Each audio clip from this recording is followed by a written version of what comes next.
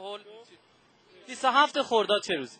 انشالله روز که انتخابات رئیس جمهوره تمام ایران یعنی اکثرا ازم باید رای بدیم.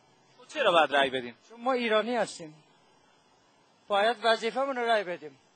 شما برای سرنوشت کشورتون تا چه اندازه ارزش قائلید؟ من اونقدر ارزش یعنی دارم، من یعنی خدا سرشاهده نه خودم.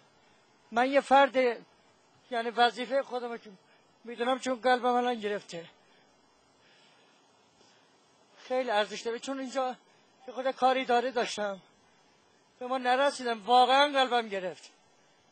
وظیفه سرنوشت کشور خیلی ارزش داره. بیا یه دونه امضا می‌خواستم اونو نداد به ما. خیلی متشکرم. رحم خالقه، آشپز هستم. این وظیفه برای خانم‌ها خیلی سنگین‌تر شده چون جنگ الانی که ما داریم جنگ پشت هستش، قبلا روبرو بوده، جنگ روبرو راحت‌تر هست.